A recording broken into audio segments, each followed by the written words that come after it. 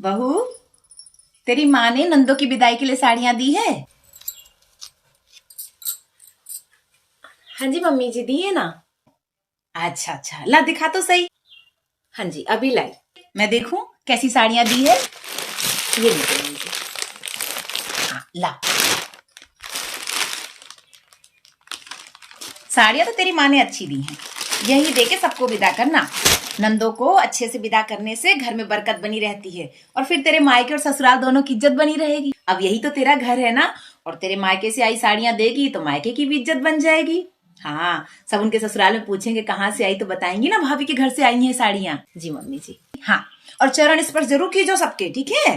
जी जी, जैसा आप कहें। चल ठीक है, तो मैं जाती हूँ, तैयारियां कर लेती हूँ। अच्छे से कर दीजिए, मैं मेहमान देख लेती हूँ। हाँ जी मम्मी जी। बहुत अच्छे बहुत अच्छे। जुग जुग जी, जुग जुग जी। मम्मी जी, वो बुआ सासू माँ जी के लिए भी ना मेरी मम्मी ने साड़ी भेजी है। नहीं नहीं नहीं, ये साड़ी बुआ सास को देने की कोई जरूरत ना है। उनके लिए तो तेरी माँ ने नेक दस्तूर की विदाई की साड़ियां दी होगी ना, वो सस्ती वाली। बस उसी में से एक निकाल के दे दी जाओ। पर मम्मी जी, उनके लिए तो मम्मी ने साड़ी भेजी है ना, फिर उन्हें लगेगा कि मेरे मायके से उनको अच्छी साड़ी नहीं मिली।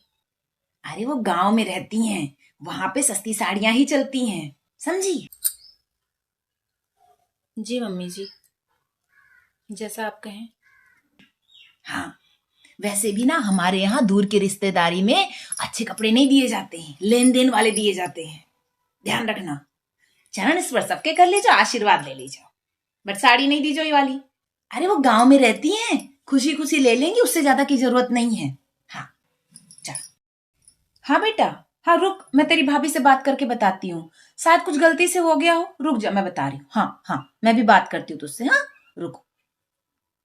क्या रे बहू, तूने मेरी बेटियों को नेक दस्तूर वाली साड़ियां दे के विदा कर दी। तुझे कहा था ना अच्छी साड़ियां दे के विदा की जाओ। ससुराल से नंदे खुश जाती हैं तो घर में बरकत बनी रहती है। जे कहा की जाओ भाई। हाँ, 4 दिन ना हुए तुझे आए, छल कपट प्रपंच ये सब करने लगी तू। मेरी बेटियां घर में बेइज्जत हो रही अपने, वहां उनकी सास कह रही कि ऐसी साड़ियां दे के भाभी ने विदा की है। हाँ, यही सिखाया तेरी माँ ने तुझे, ऐसे करेगी ससुराल में। अरे मेरी बेटियों की इज्जत नहीं रखेगी तो तुझे इज्जत मिलेगी तेरे मायके में। तेरी माँ ने तुझे ससुराल में यही संस्कार दे के भेजे हैं, ये सब सीख कर आई है तू।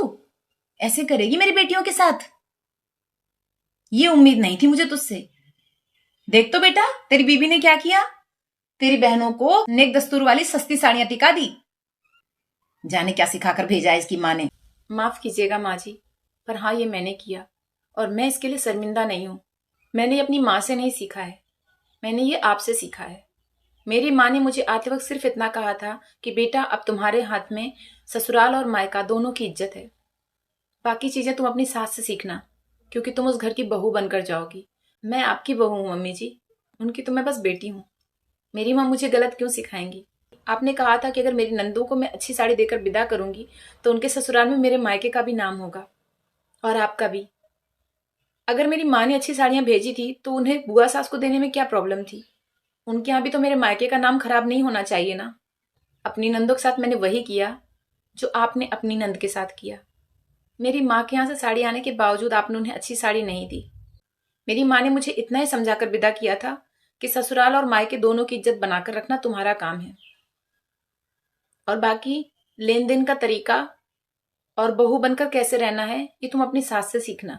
जैसे जैसे तुम्हारी सास करेंगी वैसा ही तुम्हें करना है। मम्मी जी, बुआ सास जी भी तो आपकी ननद है ना।